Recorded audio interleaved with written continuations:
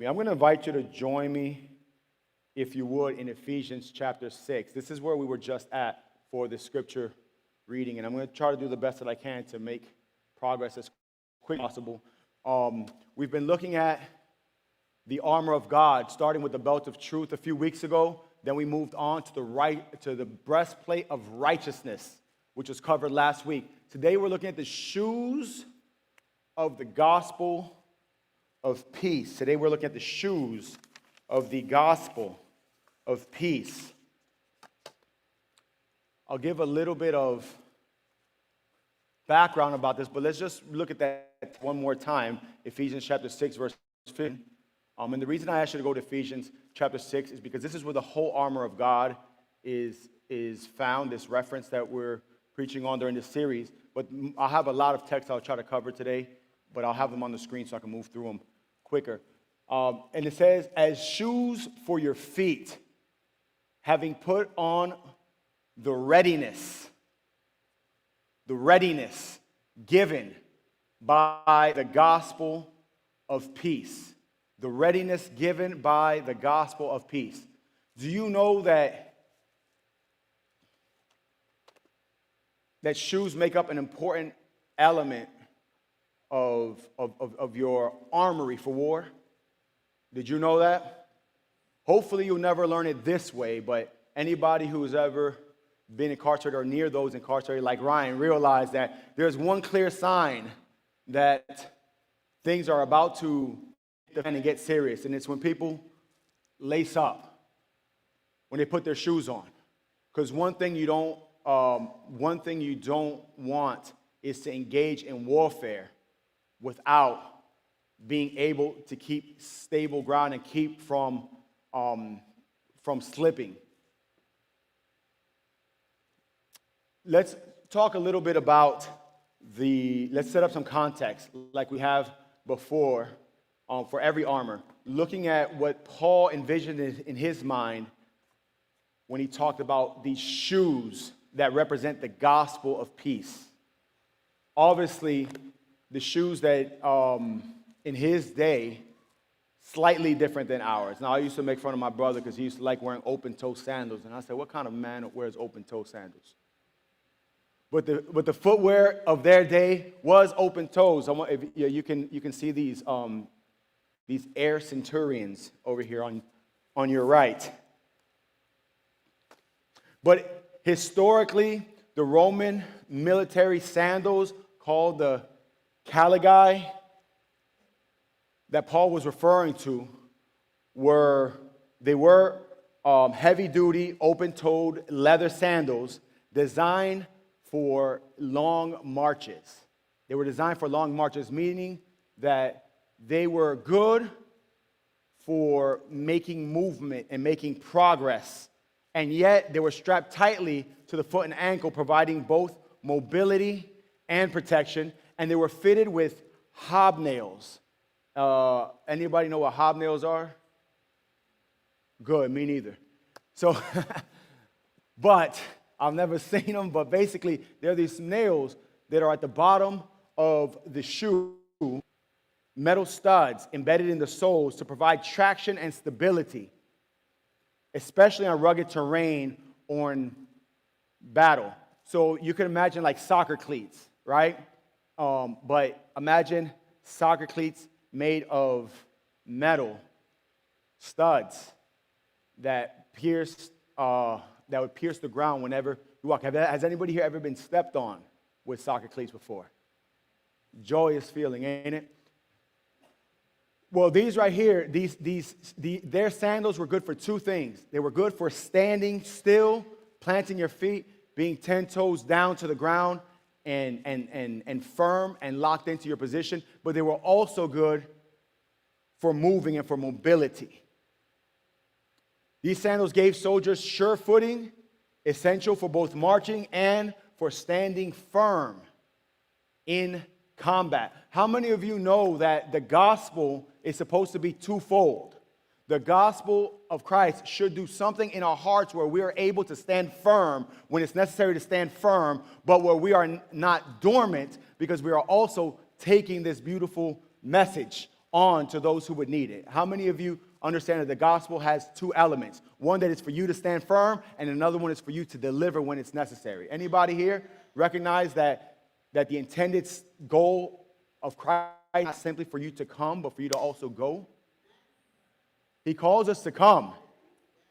Come to him, come to his feet, stand firm on your values and on your principles, but also be prepared to go and deliver the good news. That's what gospel means, by the way, the good news that Christ has imparted unto you.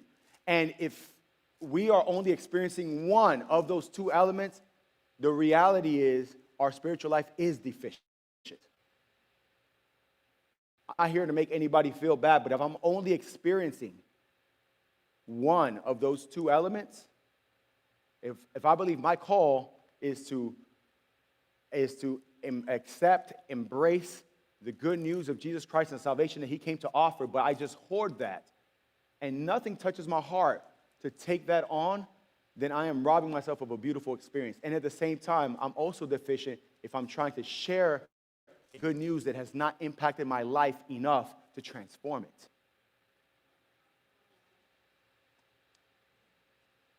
The gospel of peace. The gospel of peace is what we're looking at today. I do have a subtitle that I'll kind of get to a little bit later.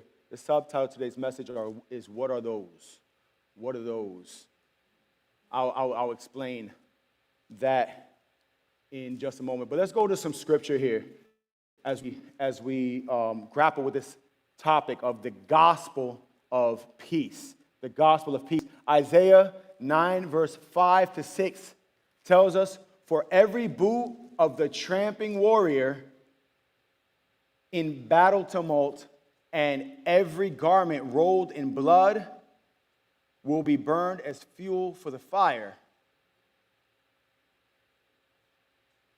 And then we get the greatest prophecy in Isaiah 9, verse 5 to 6.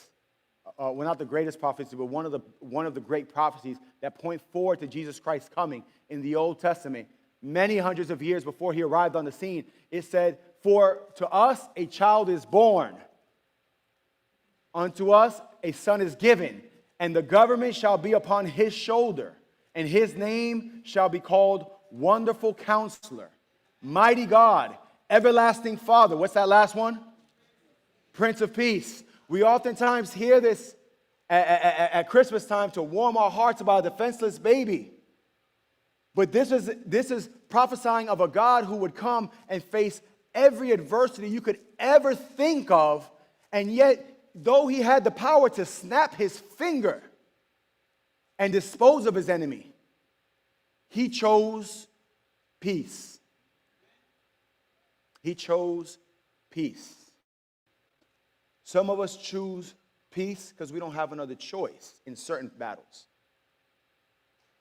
It cracks me up when when strolling online and I see a video of somebody having a road rage situation and they hop out of the car ready to throw down, and then the next person gets out of the car and they're twice their size, and then they're just kind of stumble back and they're like, you're lucky I don't want to go to jail today.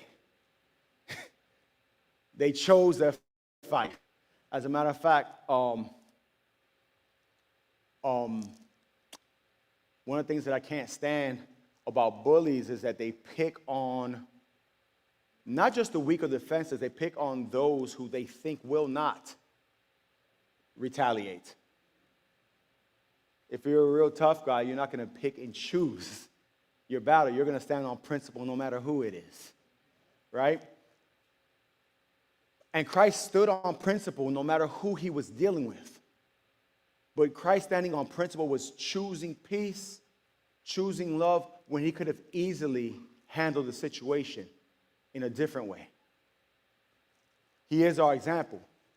This is what the gospel is about. This is what who the gospel is built on. Next text, Romans 10, verse 15 says, and how shall they preach except they be sent? As it is written, how beautiful are the feet of them that preach the gospel of peace and bring glad tidings of good things. We're talking about spiritual warfare. in order to stand firm with those sandals, you got to be sure, you got to be willing, not sure, you got to be willing to use those feet and to exercise those feet in the sharing of the gospel. Sharing of the gospel. I'm going to return to that concept of beautiful feet being attributed to those who share the gospel of peace in just a moment. The God, this is Romans 16, verse 20, tells us the God of peace will soon crush Satan under your feet. The grace of our Lord Jesus Christ be with you. We've been talking about spiritual warfare. I've asked many times, and most all of you acknowledge at some time in the recent past, if not currently, having been under spiritual attack. I'll ask that one more time. Has anybody here in the recent past been under spiritual attack? Been under attack of an enemy? That's not always bad news. That means you're in the right war. You may not feel like you win every battle, but you're going to win the war. Because God promises that. The God of peace will soon crush Satan. And it does not just say that he will crush Satan. He says he will crush Satan under your feet. This is why, while we're creatures of, reality is we're creatures of war. We're creatures of war. The God of this earth, as we talked about last week, the devil who has tried to hijack this world, he tries to form us in his image. God created us in his image, right? He created us for peace. How else will we dwell in eternity without the drama and without the chaos if we ourselves don't develop and allow our characters to be developed into the similitude of Jesus Christ, if we are not peaceful beings? But the devil has hijacked us who were created in God's image, put upon us the assimilation to his character. And then oftentimes when we're under spiritual attack, we start to take on his attributes and get defensive. But remember, if you're still in Ephesians, somebody look up verse 10 and read that out with authoritatively. Somebody who didn't close their Bible. Ephesians 6, verse 10. Can somebody read that out nice and loud for us, please?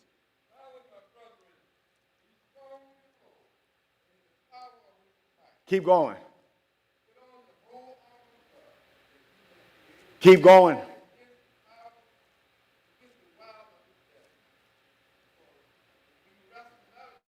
We wrestle not against flesh and blood. My apologies to those online because I know you cannot hear them. But we wrestle not against flesh and blood. So understand that it does us no good when we're being bombarded on all sides spiritually to get so frustrated that we want to lash out at somebody. To get so frustrated that we have to raise our voice. And I'm not preaching to you, I'm preaching to me. To get so frustrated that we want to throw fisticuffs. To get so frustrated that we want to slam things. Because your battle is not with flesh and blood. Your battle is not physical. The enemy that you're trying to get to, you can't get to him physically. I remember in my first district pastoring, I had these two gentlemen that became close friends. And these guys had been in prison for some time. They were gangsters. And they were just looking for the Lord with all their heart. But I noticed something incredibly strange. We would do studies. And as we did studies, I noticed that one of them had his arms gashed up. Giant, not small gashes, giant gashes. The problem is because they were located on his arms, I knew that these weren't injuries that had been sustained while he was locked up. That would have made sense. This sounds messed up, but it would have made sense if the gashes were in his throat, if the gashes were on his chest, if the gashes were on his back. But where his gashes were, they were clearly self-inflicted. And I asked Raul, who wouldn't mind me sharing, is the only reason I'll use his name. And I asked Raul, what's going on? He said, brother, I don't know. I just know that at one point, I went into a spiritual service, supposedly, where they were supposed to be filling me with the Holy Spirit. And ever since, I've been battling with demons. And I can sense them at night, and I can see them, and I can feel this thing in me. And I'm just trying to find a way to get to it, and I can't. Because the battle is not flesh and blood.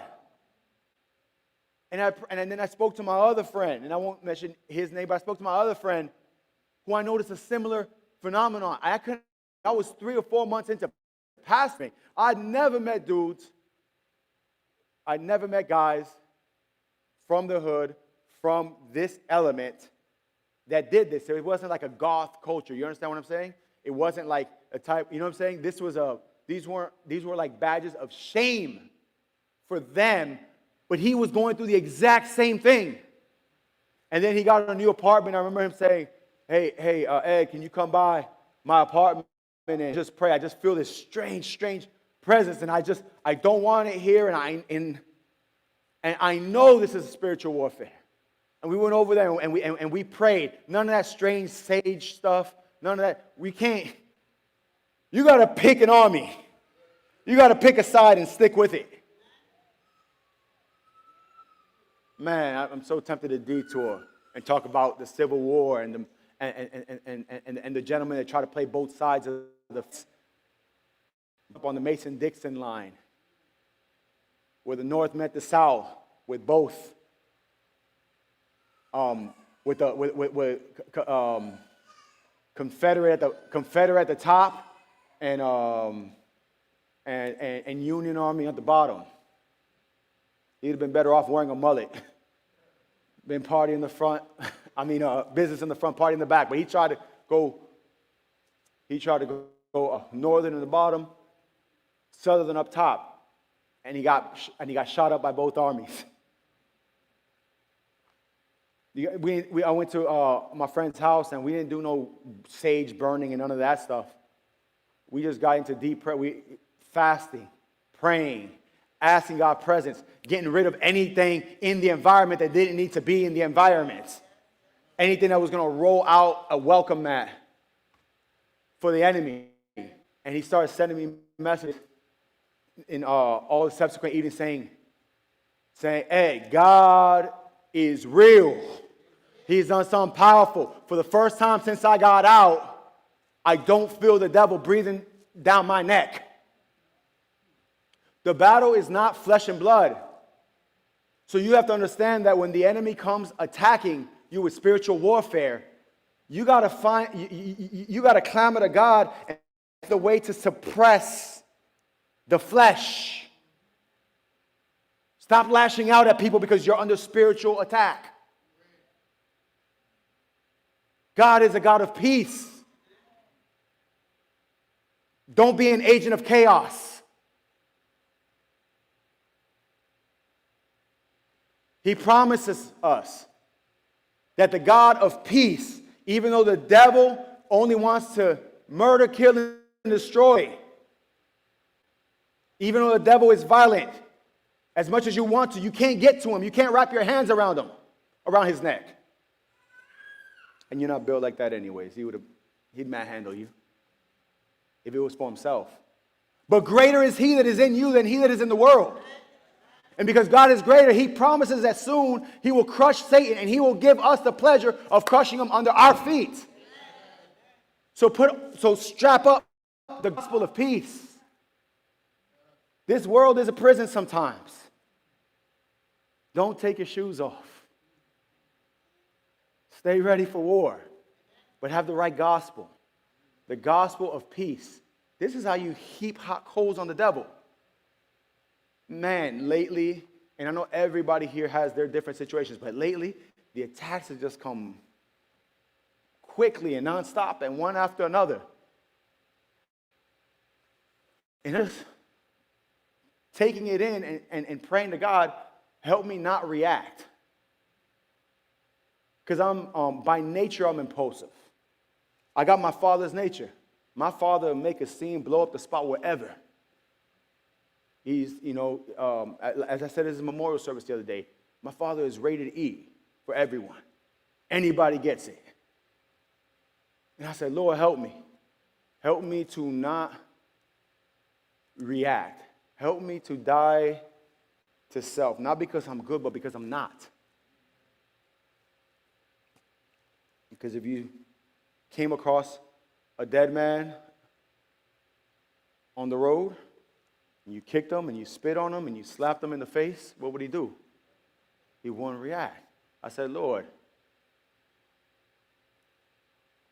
just help me not to react. Help me to be peaceful. And I know the day is coming, and the day is coming very soon, when these kicks that we got strapped up are going to be used to stomp that serpent's head into the ground. And God will give us pleasure, but it's going to be done through the gospel of peace.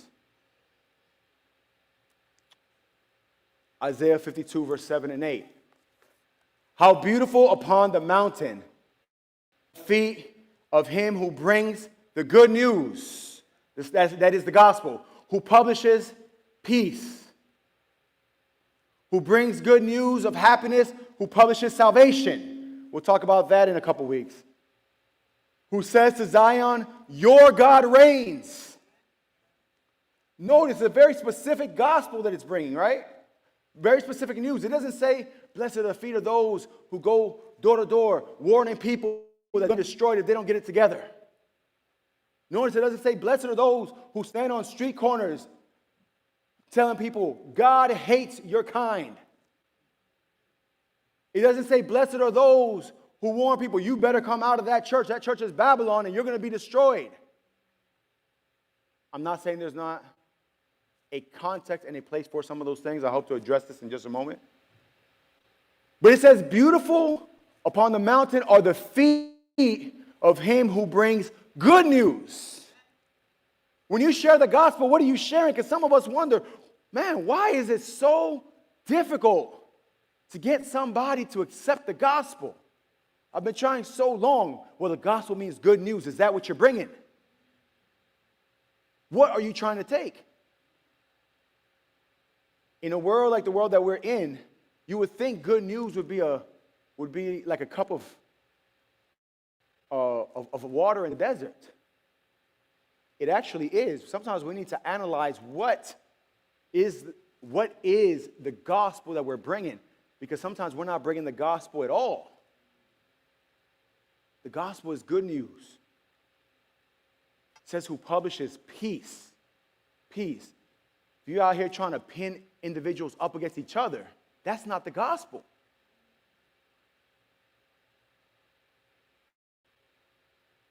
The wolf. Oh man, I'm about to go in on this, because I know what some of us are thinking, and now I might be talking a little bit more to the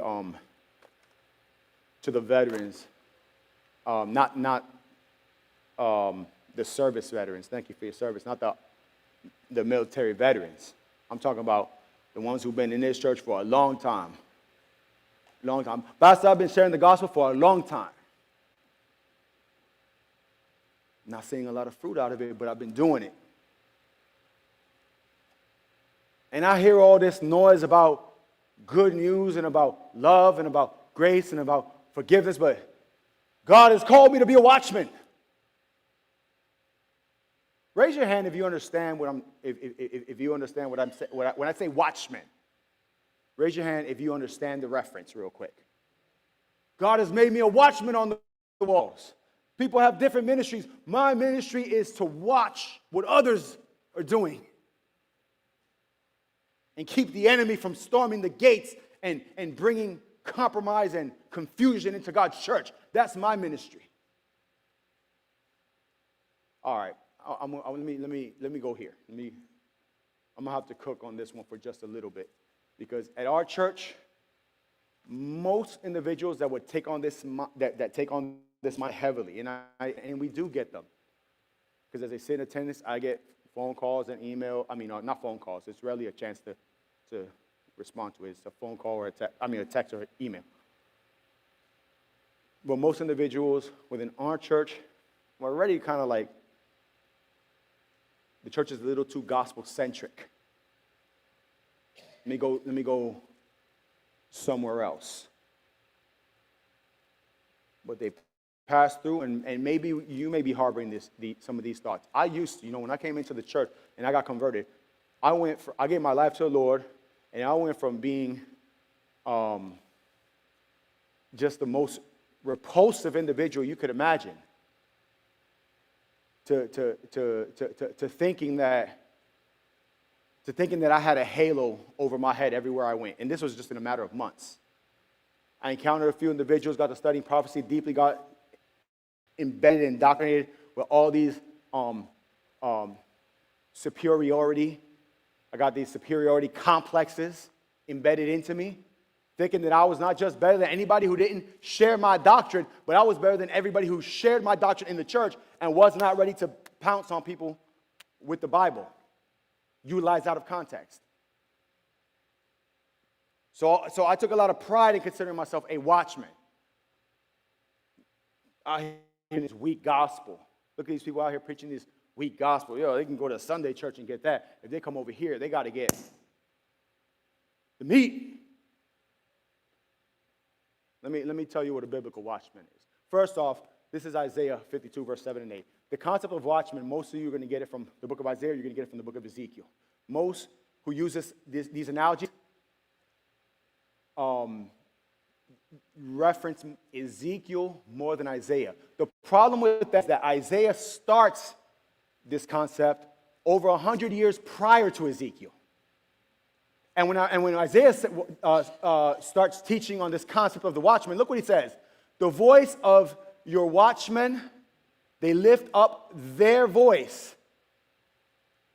Is this singular or plural? Singular or plural? Watchmen is singular or plural? It's plural, it's multiple, right? The voice of your watchmen, they lift up their voice. Together they what? They sing for joy. Oh, that's a little different than most of the watchmen that I know. Most of the watchmen that I know are deadly afraid of making a joyful noise to the Lord, especially a new song, as David told us to sing. But it says that true watchmen, said Isaiah, they lift up their song for joy, for eye to eye. That's basically means face to face. They see the return of the Lord to Zion. They have not yet lived it, and yet they know that the Lord's coming is soon and is sure. So true watchmen are keeping their eye for the Lord's coming, and praises are coming out of their mouth. They're not standing on the wall in fear, trying to figure out how to keep all the bad people or the bad ideas or the bad concepts out of the church because we're so pure. Isaiah's concept of a watchman is somebody who is waiting for the deliverer to arrive. And in the meantime is praising God, knowing that no matter what I'm going through now, help is on the way. Isaiah 62, all right, so this is the next one. So the first reference is Isaiah 52, verse 7 and 8. This is the next one. Isaiah 62, verse 6 and 7. On your walls, O Jerusalem. And you know what? I'm going to ask you to go to this one. If this subject intrigues you, I promise you I won't stay on this hobby horse too long. But if this subject intrigues you of the watchman, of what a real watchman is, I'm not talking about a proof text watchman. You may not even know. I'm hoping I don't go over too many people's heads today with some of this. You may not even know. All right, proof text is when you take a Bible verse and you build a doctrine on one verse. When you don't study within context, you just pick a verse out and you start to build doctrines upon that and craft your idea of what the gospel is, of what God is, of what my role is, based on not on a contextual study, but on a topical, thematic study where I just pick and choose. If this subject intrigues you, go to this verse real quick with me because I need you to see it. And depending on what version you have, it may read slightly different. However, this week I got to utilize some of the semesters that I had to spend in biblical languages. Most of it was like, oh man, what a waste. Because you do all of that just to find out that the Bible's translated very well. And then AI comes along, you know what I mean? And translates even better. But I got to mess with it, look at the different versions of different translations, and I realized, oh, no, they're not all spot on. A lot of them mix this thing up real bad, mess it up. Some of them. Look at this, verse 6 and 7. On your walls, O Jerusalem, I have set watchmen, plural, singular, all the day and all the night. They shall never be silent. You who put the Lord in remembrance, take no rest. So if you just stop there, you could think, okay, so the watchman is supposed to look out for the enemy and make sure that the enemy does not get to, what's the word I'm looking for? Infiltrate God's church. That's my job. No rest. Burn that midnight oil. Stay up, keeping the church pure. But no. Verse 7 gives us something else. It says, and give him no rest until he establishes Jerusalem and makes it a praise in the earth. What's wrong with this version here is that the H should be capitalized. Does anybody have a version with an H capitalized there?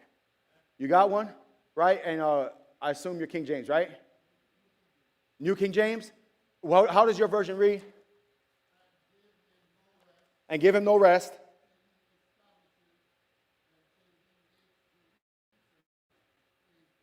And give him no rest until he establishes and makes Jerusalem a praise on the earth.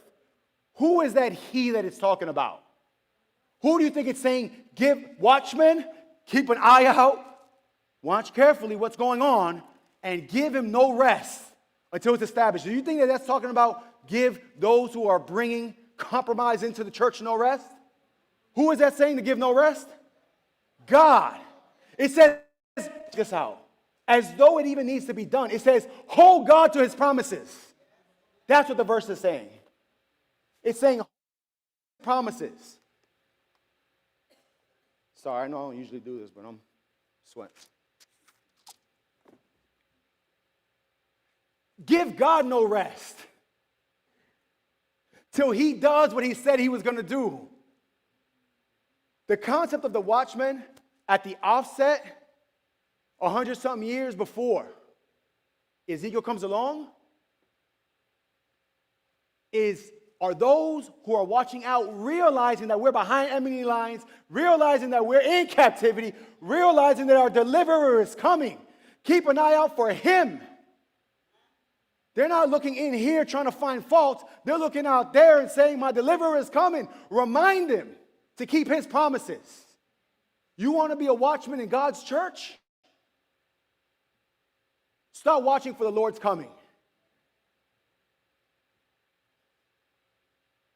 Be a Seventh-day Adventist. Adventist is Advent, Christ coming. Not a mad Adventist. Sad Adventist, bad Adventist. Brothers and sisters, there's no time to be laughing and singing and praising. Don't you know we're living in the antitypical Day of Atonement? Yes, we are. That means the Lord's coming is soon. Praise the Lord. Praise the Lord. Praise the Lord that we're living in the man, I know, I don't want to go over people's heads. These are the type of words I tell people not to use when preaching, because there's always guests in the house, and this is going to go. But today, I'm talking to some of us. The antitypical Day of Atonement. Jesus coming soon. We have a high priest in heaven. And when he leaves that sanctuary, be careful. Make sure that you're perfect. I love that Yeffy said a moment ago, we weren't perfect, and we're not going to be perfect while we're here.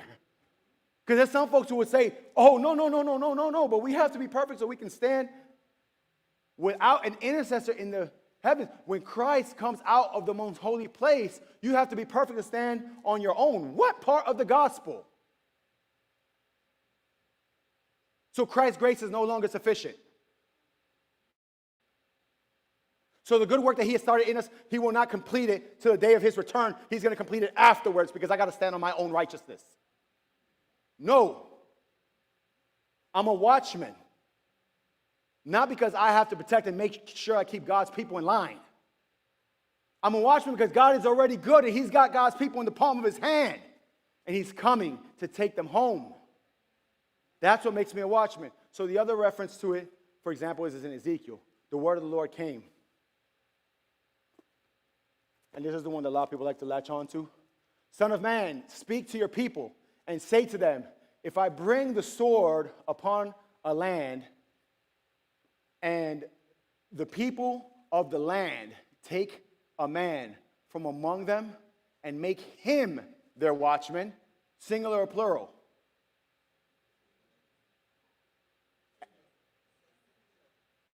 Singular.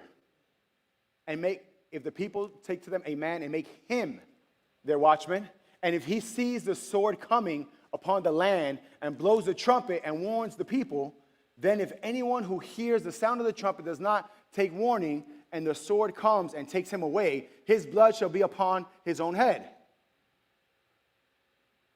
He heard the sound of the trumpet and did not take warning. His blood shall be upon himself. But if he had taken warning, he would have saved his life. But if the watchman sees the sword coming and does not blow the trumpet, so that the people are not warned, and the sword comes and takes any of them, that person is taken away in his iniquity, but the blood I will require at the watchman's hand. So this now for some of the watchmen in the house, they're saying, now we're cooking, now we're talking. Because this is the kind of watchman that I am. I got to warn people so that the blood is not on my hand. But it's interesting that when Isaiah starts the concept of watchman, he's talking about plural. This is something that all of God's people are called to. Now we're looking at Ezekiel, and he's talking singular, right? And it's not just talking singularly. Notice how it started. How did that verse start? In verse 2? How was he addressed? How was he? Son of man. Son of man. Isn't that interesting? Son of man. Who's that talking about? Well, Jesus is the Son of Man, right? So we know it's talking about Jesus. Jesus is the one who ultimately came and gave warning. Even before he died, remember what did Potiphar say? Wash my hands of this man. Interesting how it connects, right? But not just Jesus. Who is the prophet here? Ezekiel is the prophet here. Let me tell you something about Ezekiel, the prophet. Man, that man had a disgusting ministry. A disgusting ministry. Most people who believe themselves to be watchmen, who think their job is to watch like a hawk the church and everybody falls, they can quote these verses of Ezekiel, but they know very little about Ezekiel's actual life and ministry. His ministry was disgusting. It was sad. He was referred to as Son of Man because he was a type of Jesus that was to come, because Jesus would come and go through all sorts of putrid situations for us. Actually, let me tell you something about Ezekiel. I don't know if you guys can see these pictures here, because I know it's kind of dark. Ezekiel was called to sit back and watch God's people act a fool. 390 days. Do you see the way he's sitting over there?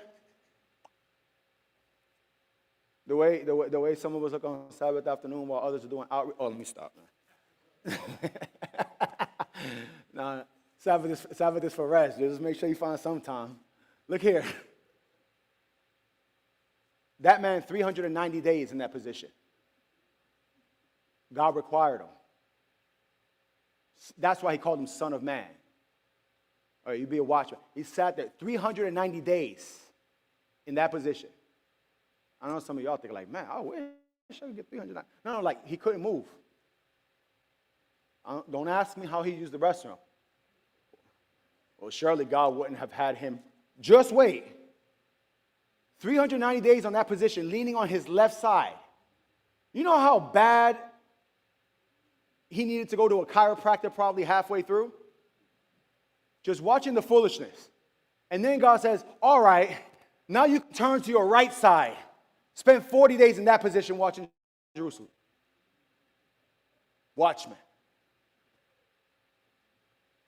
And then, as a symbol of the disgust that God's people would go through, and in a time of I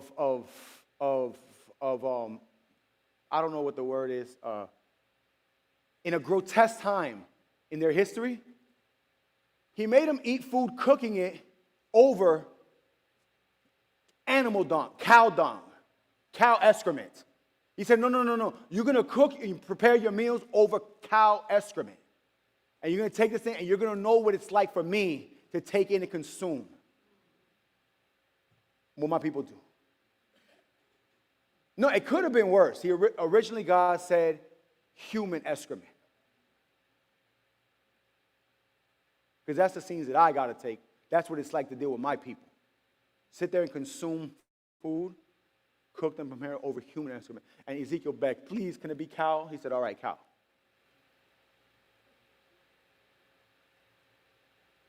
And then he was called to cut off all his hair with a sword, his hair and his beard.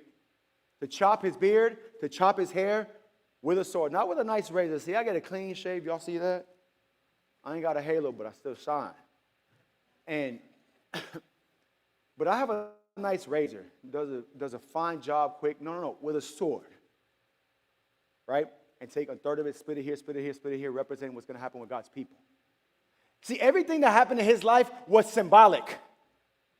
Was symbolic of Christ, who went through everything that we went through. He's the one who was called to be a watchman. He suffered for his people. Let me bring this back to the gospel. Sorry, I know I went on a rant, but man, I just got so immersed in this as I was considering this. Because I said, some of us want to make it our duty, our responsibility to watch others, to call others out, to tell folks what they need to do, and we have done nothing for the people. We've never shed a tear for them. As a matter of fact, Ezekiel is the one who says in chapter 9 that judgment begins in the house of Israel. But he says that the seal of God falls upon those who sigh and cry for the abominations being committed within. They sigh and they cry. Their hearts are broken. They shed tears. You don't have the right to sit there and try to criticize and tell somebody what they need to do in their life and how to fix the church. You ain't made a contribution yet. Ain't brought a soul yet. Ain't wept with a person yet. And sometimes with our own family, with our own neighbors, with our own co-workers, with your friends, you want to sit there and tell them how to fix their life. Your heart has never been broken for them. Nobody cares how much you know until they know how much you care. And even when they know how much you care, the only truth people believe is what they see lived out. And a lot of times we think that people are rejecting the gospel. They're not rejecting the gospel. They're rejecting us. The gospel is good news, and sometimes we have yet to bring it. So I believe with all my heart, that when everybody has heard of Jesus Christ and gets a chance to accept Christ as he is, and gets a chance to accept the gospel as it is in Jesus, Jesus will come back. But don't get it twisted. Going into every corner of the world and sharing religion is not the same as sharing the gospel. The crusades and colonization, that's not the gospel being spread. That set us back. Go to the places, even in our own country, not just Europe, but go to the places in our own country where religion used to reign, and they call them secular now. They're not actually secular, they're post-Christian. People are sick of bad religion. And you can't browbeat people into conformity.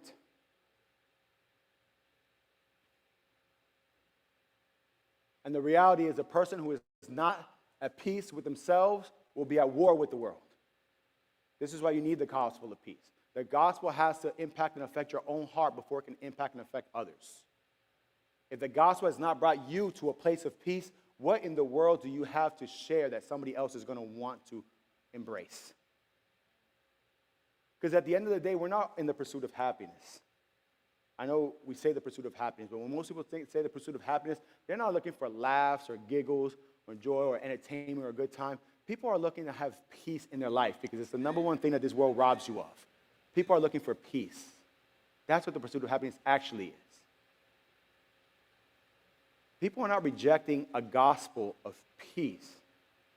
They're rejecting an idea, they're rejecting religion that would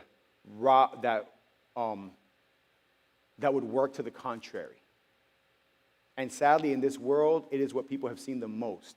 In the name of God, the greatest atrocities have been committed. And it wasn't God's doing. It was ours. But at some point, we got to embrace the real gospel and stop perpetuating that. Stop being agents of chaos. If your home is a Christian home, and mine, it should be a place of peace, not a place of chaos. If this is God's house, then people should be able to come here and experience peace. My presence should not rob them of it.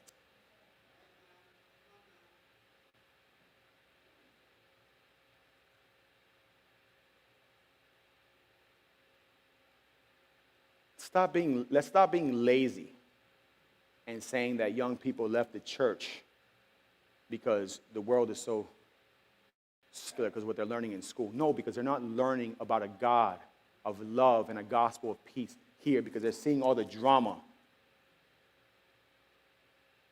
in your home, in the church. And they're saying, I'll be better off without.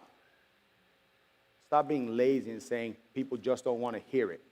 My neighbors just don't want to hear it. My coworkers just don't want to hear it. Yes, they don't want to hear it from us. But if Jesus be lifted up, he will draw all men to himself. People are drawn to the Prince of Peace. Got to give them something to be drawn to. Blessed are the peacemakers, it says, for they shall be called sons of God. So stop worrying about being son of man and the watchman, and start worrying about being a son of God, a peacemaker, somebody who brings the, I don't want to use aura because I don't want to be termed New Ager. I use vibe. That's what they use nowadays. Somebody who brings a vibe of peace, God's presence with him. Peacemakers, they shall be called sons of God. And if anyone, Matthew 10, verse 14, and if anyone will not receive you or listen to your words, shake the dust off your feet. When you leave that house or town. Well, listen. Make sure that what you brought was the actual gospel. A lot of us need to prayerfully go back to our prayer closets and ask God to give us the humility needed to return to some of those places where we brushed our sandals off, and go back to those places with humility and share the gospel again as it is in Jesus, the Prince of Peace. Because I realized, especially early on in my Christian experience when I was running in certain circles, I realized there was people that I brushed off that never rejected the gospel. They were rejecting the way I was bringing it. They were rejecting me, not the gospel, they were rejecting me. And maybe somebody here is guilty of that. I know there's others. And maybe there's somebody here who's been a victim of that. And I apologize from the heart. If it was me, if it was your parent, your grandparents, the church, somebody who hurt you, somebody who wounded you in the church, I apologize. The gospel has not always been proclaimed. But you got to know what the gospel is to proclaim it. fruit of the Spirit, according to Galatians chapter 5, is love, joy, peace, patience, kindness, goodness, faithfulness, gentleness. Against such things, sorry, I missed an important one. I missed the one that's so often lacking before we start justifying ourselves and calling it, what do we call it?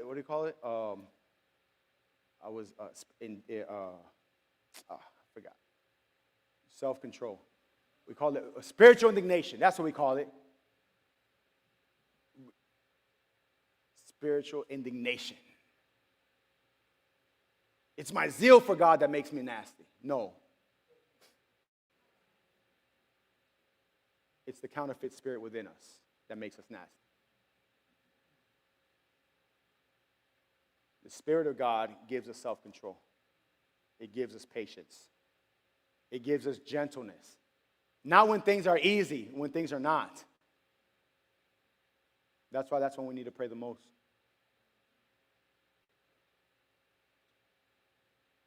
I'm going to probably pass this because I need to get moving. But while I'm in the neighborhood, I'm going to read this quote. I meant to read it when we were talking about righteousness, but I'll read it now instead. Steps of Christ, page 30. God does not regard all sins as of equal magnitude. I know if I had asked you before, are all sins equal? Most of us would have said yes. But in Steps of Christ, one of my favorite authors writes that God does not regard all sins of equal magnitude. There are degrees of guilt in his estimation, as well as in that of man. But however trifling this or that wrong act may seem in the eyes of men, no sin is small in the sight of God. Man's judgment is partial, imperfect, but God estimates all things as they really are. So check this out.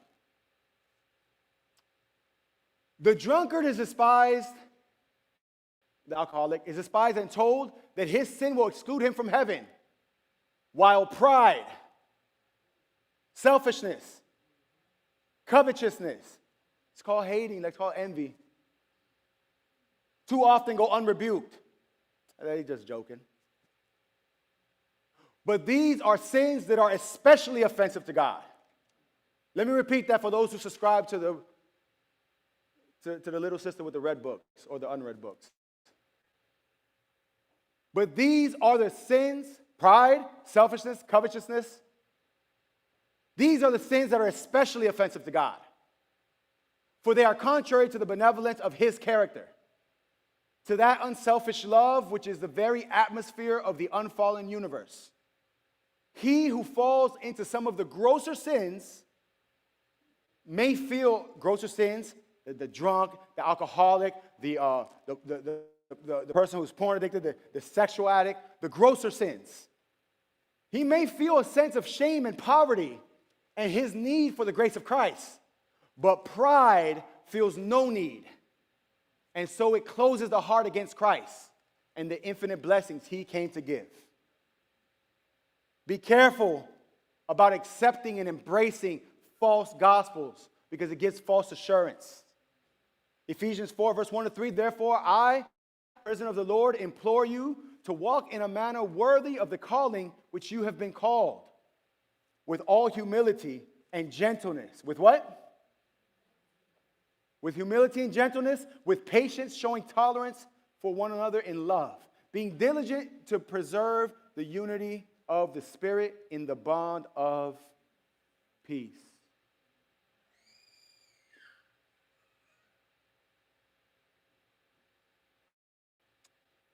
I'm going to bring this thing home, or try to bring this thing home, getting back to shoes. Because I don't know if you've noticed a trend, but what I'll try to do is hit it a little bit with a context of what it looked like in Paul's day, and then bring it back to what it looks like in y'all's day, in our day, shoes. I said we subtitled the message today, what are those? What are those? It's a phrase that got popularized recently, but it ain't nothing new. I'll go back 35 years I've been hearing what are those for 40 years. What are those is the expression that when somebody walks up and sees something on your feet that they got no idea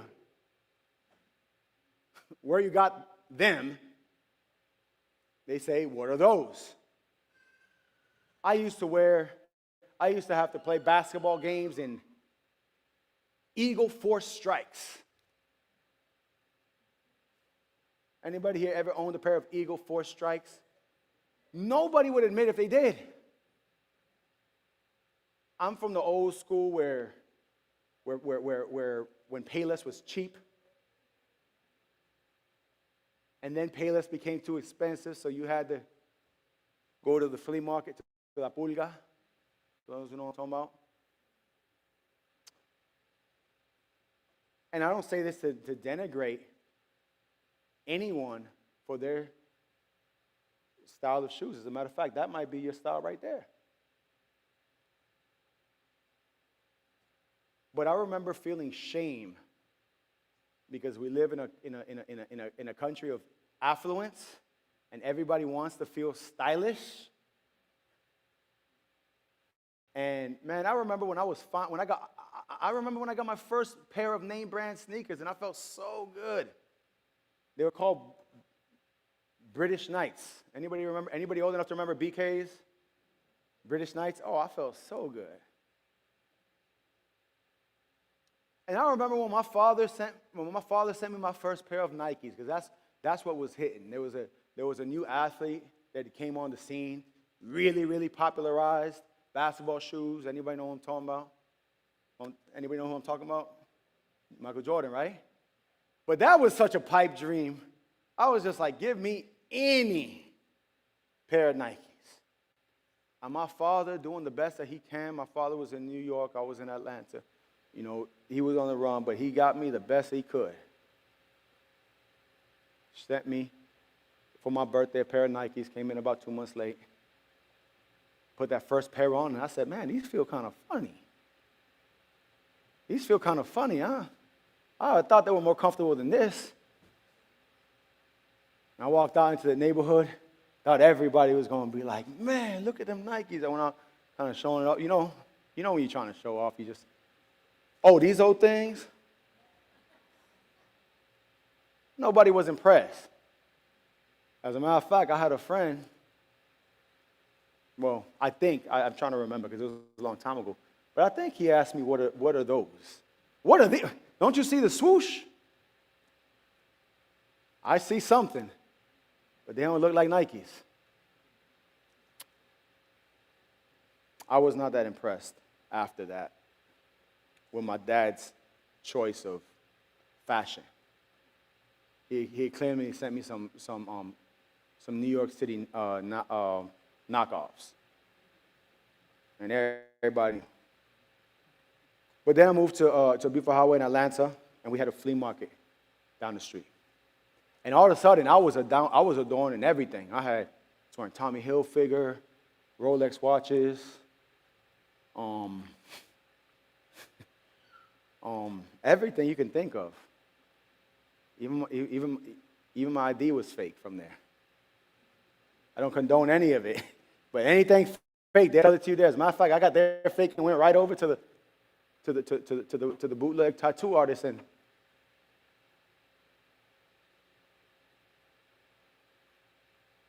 I didn't find a lot of shame in it because when I lived in that area, everybody hung out at the flea market. Everybody hung out at the flea market. It was a wretched place.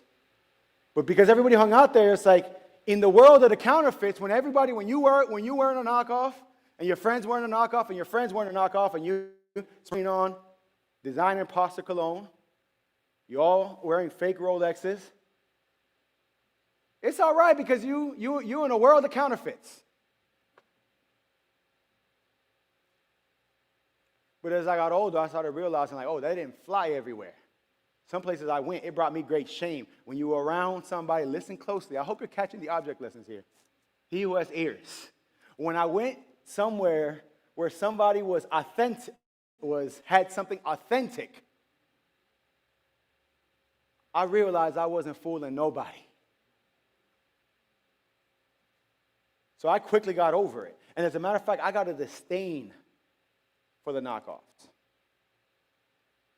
I remember I was on a basketball team with my cousin, the City League. And I saw him. This is when the Jordan sneakers started coming with their new color waves. This is when they first started introducing different color waves to old classic sneakers, to throwback sneakers, retro sneakers. And I saw my cousin. I said, man, those are crazy. I said, where you get those? He's like, man, this is a Jamaican spot, man. Got them for the low. What? He goes, yeah, this is a Jamaican spot. Got them for like $50. What? Where? Boom, boom, boom. He gives me an address. I show up. I walked in, and I knew something was off immediately. As soon as I walked in this Jamaican spot in Atlanta, it was a restaurant. I said, get the address. They got Jordans in different colorways in here. All I see is curry goat and oxtail and pigtail. And then I knew it was really off when the lady behind the counter was, when the guy behind the counter was extra nice on a Sunday. I said, man, y'all don't never be nice like this, especially not on Sunday.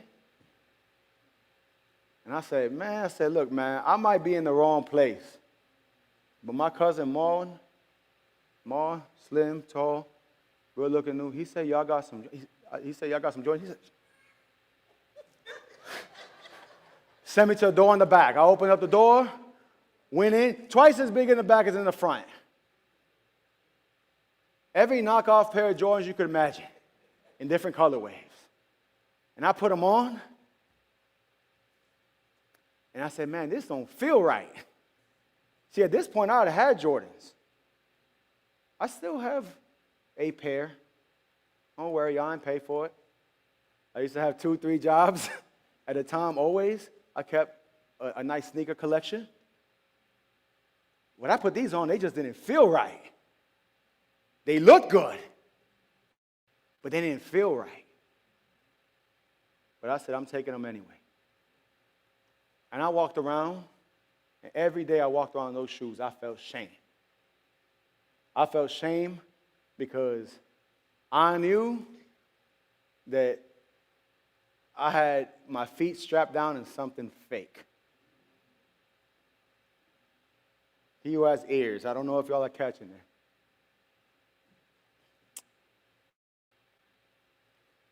But I wanted those Jordans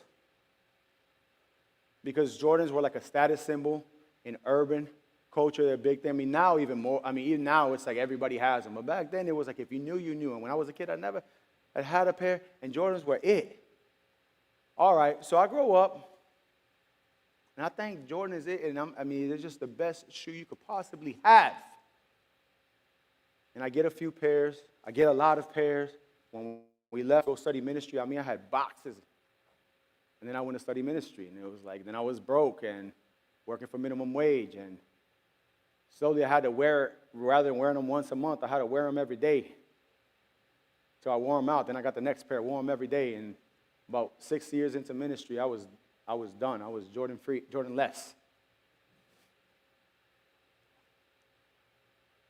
The other day, I went to, or some months back, I went to the gym. And I had a pair of Jordans on, having them for a few years, been taking good care of them. And I put them on to the gym. I'm going to the gym to work out, athletic. What could be better for working out than the shoes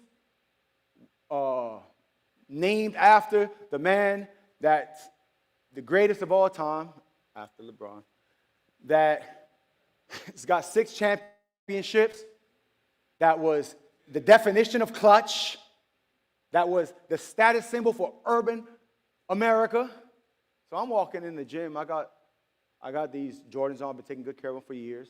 And my neighbor, I always talk about my neighbor here, my next door neighbor, Larry. And this dude is young, good looking. He's got a great job on the base. His job is to keep military folk, especially the ones who are going to go into, who are going to get deployed, keeping them in shape. This is his job. So just imagine how fit this dude is, right? This guy's out at 4 or 5 in the morning, running 2 miles to warm up to go to the gym, to put in a couple hours, to then go to his job and work dudes out all day long. So Larry is fit, but he's also incredibly fashionable. He got the hot, he's just got a nice looking car. His clothes is always dapper, all of that. So I run into Larry at the gym, and we're having a conversation. And I look on Larry's feet, and I say, "What are those? What are those?" He said, "They're, I don't even know if I need to name them." Nah, okay. He said, "Oh, they're called On Cloud." "What are those?" "They're called On Cloud." I said, "Why would you wear?" "Dang, Larry, I've never seen you with some off-brands." He goes, "Nah, Ed, you don't get it." He goes, "Look, Ed," he's like, "I get it," because he goes, "I'm the same." He goes, "Man, we grew up like we wear Jordans and Nikes and whatever, and the retros are what's in." He goes, "I do this for a living. My job is to keep not just fit, but I got to put on whatever gives me an advantage." He goes, "Brother, I put these shoes on, I can't even feel my weight on them." He goes, "They feel so good." He goes, he goes, "I'm with you." He goes, "When I first saw them and when I first tried them, I said, am I really going to walk out the house in this?" He goes, "Because," he says, check out what he tells me. He goes, "Because we got this thing embedded in us. You don't wear off-brands. You only wear this or that, things that are for the culture. We only wear things that are for the culture. And this ain't it." He goes, "Ed, when I tried them on, I realized this is the real deal." I said, "What?" But it's coming from Larry, and Larry's fashionable. I was like, "Man, I could take his word for me. He's a real dude. He's never lied to me." I said, "Man, my knees are starting to feel a little weak, man. They're starting to feel my weight." And I'm sitting there on the treadmill, and Larry's just going. Now, he does this regularly. He's just going, but I'm on these Jordans struggling, right? They're not that comfortable. I'm not even sure I got them laced all the way because, you got to keep them from. As a matter of fact, the Jordans, I don't even want to crease them sometimes. Everywhere I go is hold the ground, right? You want to take them off just so you can kneel so you don't have to crease them?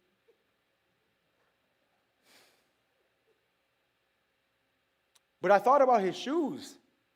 And I said, man, I wear through shoes so quickly, and I can feel them on me. And my church shoes, horrible. I mean, I wear through the sole to the sock in about 2 months. And I said, I'm going to try these on. I ordered a pair. Now, my wife had gotten a pair before. And I thought to my wife, poor senior, she don't even know those off-brands. She got overcharged for those off-brands. I ordered them on Amazon. I remember getting home one Sabbath evening, and my feet are just wore out, hurting. I probably got 15,000 steps in, 20,000 steps in already. Just easy. I show up, that box is there. I open the box up, I look at them, and I'm like, I put them on. I said, man, I felt like 10 pounds light, 20 pounds lighter just putting the shoe on. And I started walking around the neighborhood. I just said, I'm going to take the dog for a walk. And I just felt so good. So you know what they felt like to me? And sorry, I'm not trying to promote the shoe, but I know I'm doing a commercial. I'm doing an infomercial for it. But it was that good. You know what I felt like? I felt like the first time I drove a Cadillac. Anybody here ever driven a Cadillac? North Star in? 2 months before the head gasket blows, because they always blow on the North Star. But while the head gasket is good, it feels like you're riding on a cloud. I understood the name On Cloud. I was walking on a cloud. It was fantastic. It was great. So here's what happened. I'm walking. I'm like, man. And I called Larry, and I said, Larry, you weren't lying. These are so good. These are so good. I said, man, forget the culture. Forget the culture. Forget what's in style. Forget what people think are brand names or whatever. I'm going with this. My feet have never felt so good. It's the only shoe that I've ever gone, well, besides all white Air Forces or something. But it's the only shoe that I've ever been as soon as they wore out, order me another one. Because my feet have never felt better. And then I run into Malik on a basketball and Bible study, and he's got a pair on. I'm like, I'm not the only one. Bring it to the coach. And I ran to Ryan, he's got a pair. I saw Bobby Williams. Bobby Williams is one of the most stylish men you'll ever see. I said, Bobby, I've never seen you in something that weren't Nike, Jordan, or Lacoste? He goes, brother, I just couldn't take standing in that kitchen no more. My feet killing me. I had to get these. And I started realizing, like, you know what I did? I called my friend Tony. Sorry, I got to wrap this up, y'all. I'm sorry. I called my friend Tony. I said, Tony, man, I'll never forgive you. Tony is one of my closest friends. And he's one of my closest friends. And my age, he's like the closest Caucasian friend that I have. We're like brothers. And I called Tony. I said, Tony, I'll never forgive you. He said, what? I said, you didn't put me onto these on clouds. I said, you know these are white boy shoes. Why didn't you tell me years ago? He said, man, Ed, I can't afford those. Those are rich white boy shoes. I'm a pastor. I said, oh. He says, as a matter of fact, you're going to, I had a vacation coming up to Switzerland. He said, matter of fact, you're going to Switzerland. You're whiter than me. I said, you're right. Look, objectless. Let me just try to bring this thing home. I thought this was the off-brand. I've dealt with counterfeits throughout my life, and even the thing that I thought it couldn't get any better than this, the Jordan, came to find out, in my estimation, there is something that is so much better. And I knew it the second I put it on. But my closed-mindedness just about kept me from even trying something different, because I was convinced that what I had was the pinnacle of the Christian experience, of the shoe-wearing experience. Some of you have been rocking the wrong gospel. Some of you have been rocking counterfeits. Prosperityism, the belief system that equates faith with financial blessing and success. Fake gospel. Talk to the rich young ruler about that. Talk to the woman with 2 mites about that. Not everybody who embraces a true gospel is going to become rich. Triumphalism. The idea that if you rock with God, everything is going to be good in your life. Everything's going to be fine. That's not real gospel. Hypergracism, a term sometimes used to describe the hypergrace gospel, which overemphasizes grace to the point of denying the need for confession, repentance, or obedience. God's grace is so good that I never have to conform to fake gospel. You will not have peace in your life while your life is not in line with God's will. Fake gospel. Self-helpism frames the gospel as a tool for personal development, success, and positivity rather than surrender and transformation. Fake gospel. Legalism. The idea that salvation is earned through good deeds, rituals, or human effort rather than faith alone. Fake gospel. The idea that you're somehow saved because you go to church on the right day and somebody goes on the wrong day, or because you've been in a monogamous relationship forever, but other people are in sexual sin, so you're saved on account of that. No, you're only saved on account of Christ and what He has done. That's the only gospel worth anything, only gospel worth passing on. Universalism. Hey, everybody's going to be saved at the end of the day. Fake gospel. Once saved, always saved. I gave my life to the Lord back in 1996. I got baptized. So even though my life is still full of pride, full of envy, full of wrath, and even though I don't have the fruits of the Spirit in my life, I got baptized. I've been in this church for 30 or 40 years. Surely I'm saved. Fake gospel. Do you have peace? And do you bring that peace to others? Progressivism, overemphasis on social justice, which is good, but downplaying the need for atonement, for repentance, for transformation, saying the good things I do in society make it so lessen my need to surrender to the Lord. Fake gospel. Christian nationalism. Political and cultural ideology that fuses national identity with Christianity, often asserting that a specific nation is uniquely chosen or blessed by God and should be governed according to a specific interpretation of values. Fake gospel. Was Jesus a nationalist? Was he not born to the right nation? How did he relate to them? How did he relate to them in light of their neighbors? He said his kingdom was not of this world. He rejected political Messiah expectations. He reached beyond ethnic and national borders. He criticized national and religious elitism. Fake gospel. It's only one gospel. Gospel of peace.